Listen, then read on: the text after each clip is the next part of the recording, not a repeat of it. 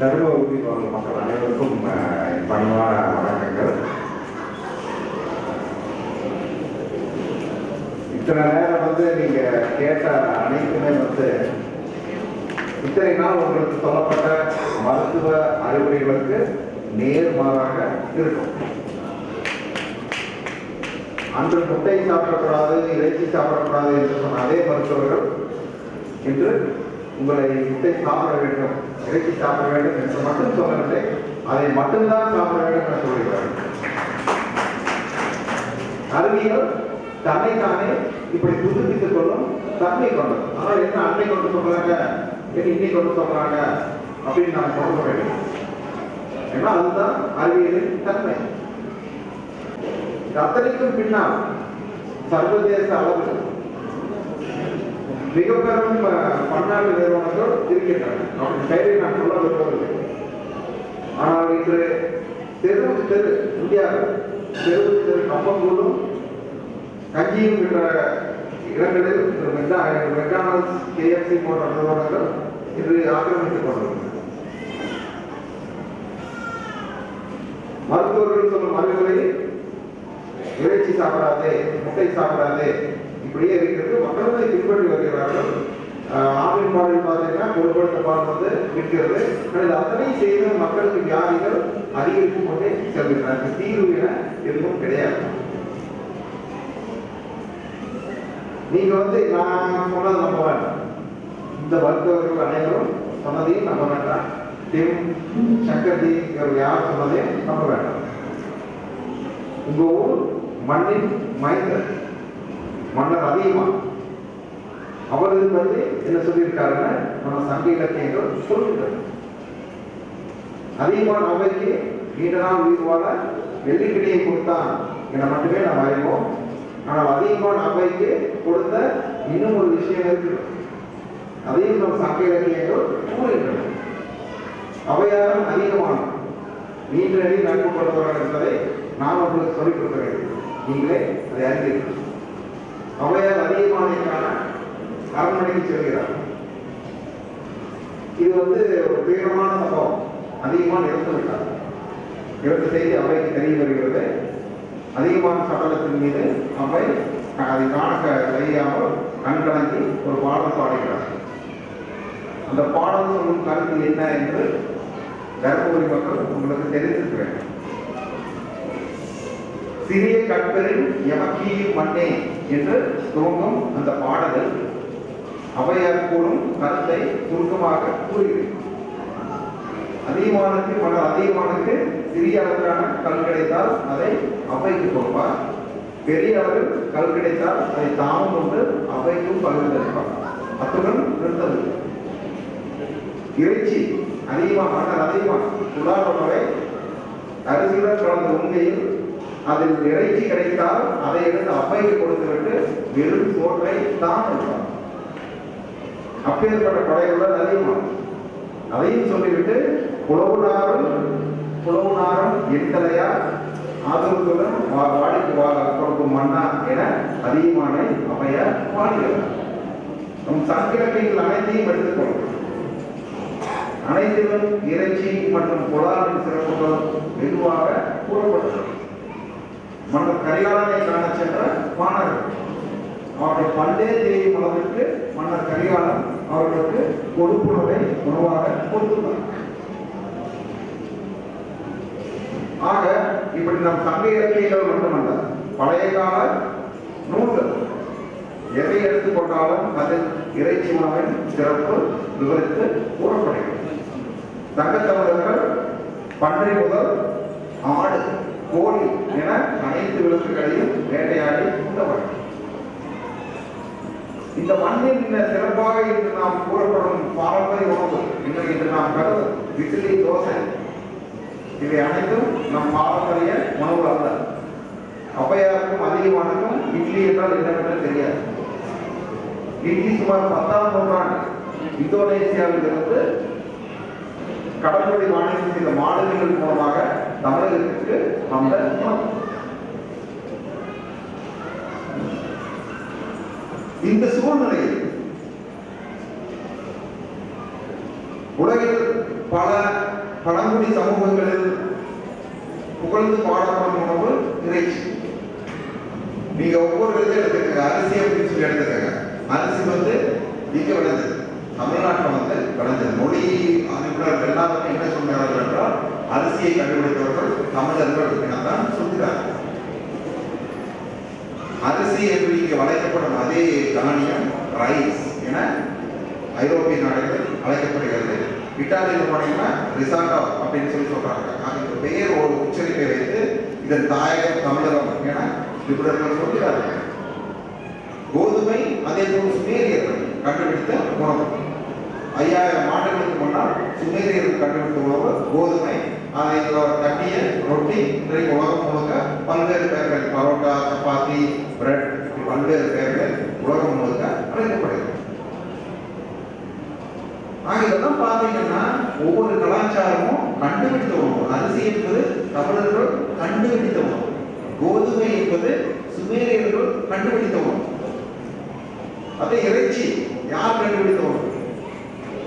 எந்த கலாச்சாரம் இறைச்சியை கண்டுபிடித்தது?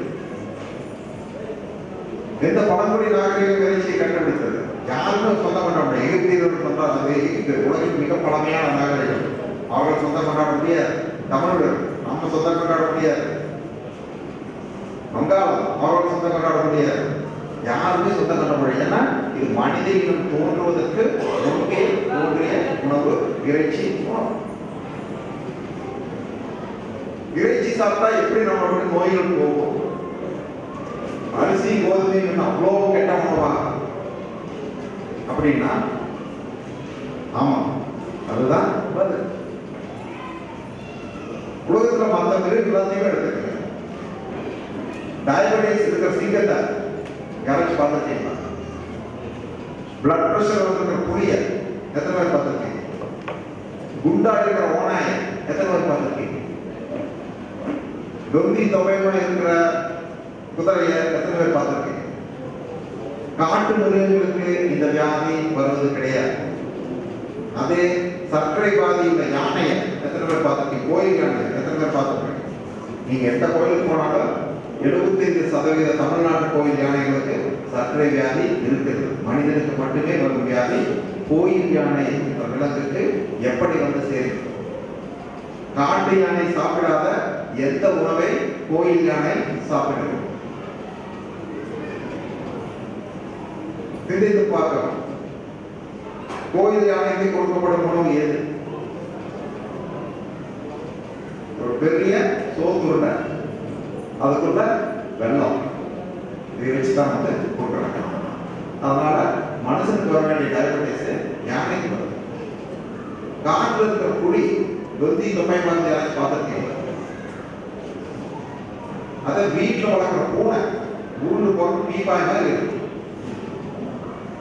ஏன்னா காட்டுல இருக்கிற சிங்கத்துக்கு வந்து சிங்கத்துக்கோ புலிக்கும் நம்ம தயிர் சோறு கொடுக்கறது. நான் வீட்டில் இருக்கிற பூனைக்கு தயிர் சாப்பாடு, பருப்பு சாப்பாடு எல்லாம் கொட்டை ஊட்டி கூட இருக்கும்.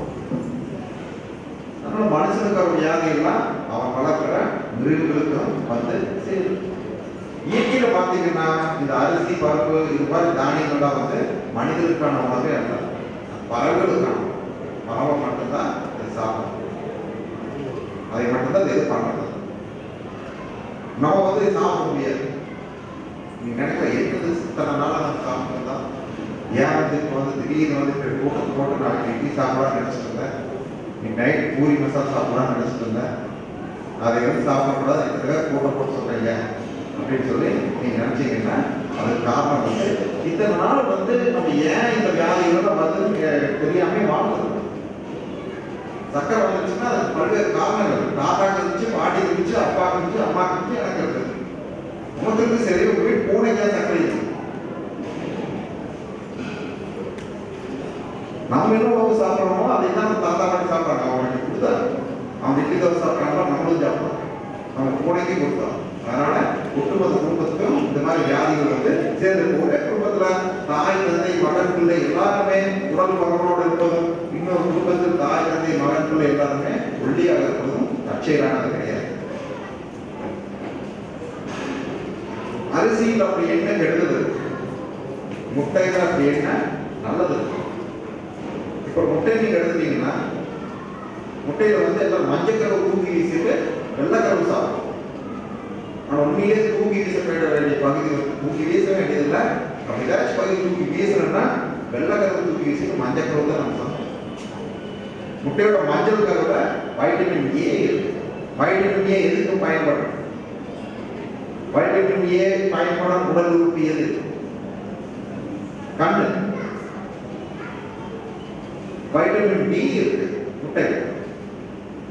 வைட்டமின் டி நம்ம சர்க்கரை ரெகுலேஷன் மற்றும் இனப்பெருக்கம் அனைத்துக்குமே மிக மிக முக்கியமான மூலப்பொருள். அது முட்டையில மட்டும் நம்ம அடைய முடியாது. சூரிய வெளிச்சம் நமக்கு வேணும். அதுக்கப்புறம் வைட்டமின் டி கதை வந்து ரொம்ப பெரிய கதை. அது பேசுறது 2 நாள் வேணும். அடுத்தது வைட்டமின் இ. வைட்டமின் இ சாப்பிட்டா நம்ம தோல் நகம் எல்லாம் பலப்படம் நாங்கள் அது மிகச்சிறந்த ஆன்டி ஆக்சிடென்ட். அதாவது மாரடைப்பு வராம தடுக்கக்கூடிய ஒரு வைட்டமின். அப்புறம் கோலின் அப்படிங்கிற மூலப்பொருள் வந்துருக்கு. ஃபேட்டி லிவர் அப்படிங்கிற வியாதி வராம தடுக்கிற மூலப்பொருள் முட்டையின் மஞ்சள் கருவுல இருக்கு. ஆனா நம்ம என்ன பண்றோம்? இப்ப ஏற்பட்ட முட்டையோட மஞ்சள் கருவை எடுத்து தூக்கி வீசிட்டு வெள்ளை கருவுல மட்டும் ஆம்லெட் போட்டு சாப்பிடுறோம். காய்கறி வடிச்சுட்டு என்ன பண்றோம்? காய்கறி வேக வைக்கிறோம். அதை வடிச்சுட்டு தண்ணி எடுத்து இதுல வாஷ் பேசில் கொட்டிட்டு ஒரு சக்கை சாப்பிடுறோம். எல்லா வைட்டமினும் தண்ணியில் போயாச்சு. நீ சாப்பிடுறது வெறும் சக்கை தான். பால் இருக்கிற கொழுப்பு வந்து எடுத்து ஸ்கிம்மல் அப்படின்னு சொல்லி அதை சாப்பிட்டு மட்டன் போய் கடையில் போய் என்ன கேட்கறேன்னா கொழுப்பெல்லாம் வெட்டி எடுக்குது. எனக்கு கோழிலாம் வெட்டி எடுத்து சிக்கன் பிரெஸ்ட் மட்டும் கொடு, அதுதான் இருக்கிறதுலேயே கொழுப்பு குறைவான பகுதி அப்படின்னு சொல்லிட்டு அதை வாங்கி சாப்பிட்டு இப்படி நம்ம தூக்கி வீசுற பகுதி எல்லாமே ஊட்டச்சத்துக்கள் நிரம்பிய பகுதி. இப்போ மிருகங்கள் எடுத்தீங்கன்னா நம்ம கறி வாங்குறாங்க. யாரும் நிறுத்தல. ஆனால் வந்து பயந்து வாரத்தில் ஒரு நாள் போய் கறி வாங்கணும். கடைசியா நீங்களே எப்போ ஆட்டு ஈரல் சாப்பிட்டீங்க? ஆட்டு மூளையை எப்போ கடைசியா சாப்பிட்டீங்க? நம்மளாம் இந்த மாதிரி ஆட்டு கிட்னி எப்போ சாப்பிட்டீங்க? ஆட்டோட இதயம் எப்போ சாப்பிட்டீங்க கடைசியா? இதெல்லாம் சாப்பிட்றதே கிடையாது. இன்னும் இதெல்லாம் யார் சாப்பிட்றாங்க? அதாவது டிஸ்கவரி சேனல்ல பாருங்க. அடுத்ததெல்லாம் சிங்கம் வந்து ஒரு மானியோ எந்த மிருகத்தையும் வேட்டையாடலாம். வயிற்றை கிழிச்சிட்டு முதல்ல அதோட ஈரலை தான் சாப்பிடணும். ஈரலில் இல்லாத வைட்டமினே கிடையாது. அனைத்து வைட்டமின்களும், ஏன்னா நம்ம சாப்பிடும் உணவுல இருக்கும் அனைத்து வைட்டமின்களும் ஈரலில் தான் சேமிக்கப்படுகிறது. அதனால ஈரல் மாதிரி சத்தான உணவு உணவுல எதுவுமே கிடையாது. இப்ப பழங்குடி சமூகத்துல எடுத்துட்டீங்கன்னா ஒரு மிருகத்தை வேட்டையாடணும்னா அதோட ஈரலை வெட்டி எடுத்துட்டு போய் என்ன பண்ணுவாங்கன்னா முதல்ல வந்து கருவுற்ற பெண்களுக்கு ஈரலை கொடுப்பாங்க. ஏன்னா அவங்களுக்கு தான் அவசியம் தேவை. அப்படி கருவுற்ற பெண்கள் இல்லைன்னா குழந்தைகளுக்கு கொடுப்பாங்க. அவங்களுக்கு வந்து வைட்டமின் ஏ அவசியமான விஷயம். அப்படி இல்லைன்னா பெரியவர்களுக்கு வந்து கொடுப்பாங்க. முதியவர்களுக்கு கொடுத்துட்டு இப்ப யாருமே இல்லைன்னா அவங்க தான் வந்து மத்தாங்க சாப்பிடுவாங்க. நம்ம நம்ம வந்து தலையில் இந்த பகுதிகளெல்லாம் வந்து இன்னைக்கு நம்ம சாப்பிட தயாராக இல்லை. அதுக்கு பதிலாக நம்ம என்ன சாப்பிடணும்? சத்தான உணவு அப்படின்னு சொல்லி நம்ம வந்து இட்லி சாப்பிடணும். அது நகரங்களில் போனீங்கன்னா இட்லி கூட சாப்பிடலாம். எல்லாம் வந்து சீரியல் அப்படிங்கிற பேர்ல ஒரு வெளிநாட்டு தயார் அதை வந்து சாப்பிட்றாங்க. இந்த சீரியல் அப்படிங்கிறது வந்து என்ன இருக்கு? கார்ன்ஃபிளக்ஸ். கார்ன்ஃபிளக்ஸ் என்பது மக்காச்சோளம். மக்காச்சோளம் வந்து வெளிநாடுகளில் பன்றிகளையும் மாடுகளையும் கொழுக்க பயன்படுத்தப்படும். ஆடு மாடு வந்து கொழுக்க வைக்கணும். இறைச்சிக்கு வந்து நல்லா கொழுக்க வைக்கணும். கோழி வந்து கொழுக்க வைக்கணும். இப்போ இந்த கோழிகள்லாம் பார்த்தீங்கன்னா பண்ணக்கோழிகள் 10 கிலோ வரும். 8 கிலோ முதல் 30 கிலோ வரை இருக்கு. நாட்டுக்கோழி 3 முதல் 4 கிலோ தான். ஏன்னா நாட்டுக்கோழி வந்து தானியமாக கொடுக்குறது, மக்காச்சோளம் கொடுக்கறதுல சுதந்திரமா வயலில் விட்டுறாங்க. அதுபோய் பூச்சி புழு தவளை எலி இதெல்லாம் பிடிச்சி சாப்பிட்டு அது இயற்கையா தன்னோட இடையில ஆரோக்கியமா இருக்குது. கோழிகளையும் மாடுகளையும் ஆடுகளையும் கொடுக்க பயன்படுத்தப்படும் மக்காச்சோளம் மனிதர்களை கொடுக்க வைக்கிற கார்ன்ஃபிளக்ஸ் என்ற பெயரில் நமக்கு விற்கப்படுகிறது. வெறும் மக்காச்சோளம் சாப்பிட்டா சுவையா இருக்காது. அதனால அது கூட எதையும் போடணும். சர்க்கரை போட்டு கலக்கிறாங்க. அப்புறம் அதையே கெமிக்கல்ஸ் ப்ரிசர்வேட்டிவ்ஸ் போட்டு அதை வந்து ஷெல்டர் ரொம்ப நாள் கெடாம வச்சிருக்காங்க. அது கூட கொழுப்படுத்து மாலை கலந்து அதுக்குள்ள மறுபடியும் சர்க்கரை போட்டு நம்ம கொடுக்குறாங்க. இதுக்கு வந்து பழைய காலத்துல இன்னொரு பேர் இருந்துச்சு, பாயாசம். நம்ம சீரியல் அப்படிங்கிற பேர்ல காலை உணவா பாயாசத்தை வந்து குடிச்சோம். சரி, இந்த சீரியல் பாயாசம் கதையா சொல்றது அது என்ன ஊட்டச்சத்து இருக்கு? அது எது கிடையாது. சீரியல் சாப்பிட்டு நான் அடுத்த அமெரிக்கா போயிட்டு சீரியல் முதல்ல நான் கண்ணில் பார்த்தேன். இங்க இருக்கிற தோசை இட்லி தான். இட்லி தோசை சாப்பிட்டுட்டு வேலைக்கு போனா 30 மணிக்கு சாப்பிட்டு போனா 11 மணிக்கு பஸ். நேரம் டீ கடி ஓடி போட்டா பேச. சீரியல் சாப்பிட்டு போனீங்கன்னா 1 மணி நேரம் பசி தான் இருக்காது. அது நிறைய கப்பு நிறைய போட்டு பெரிய கப்பு நிறைய இது போட்டு குடிச்சாதான் பசி 2-3 மணி நேரம் தான். அப்படி இந்த சீரியல் என்ன சத்து இருக்கு அப்படின்னு கேட்டால் எதுவுமே கிடையாது.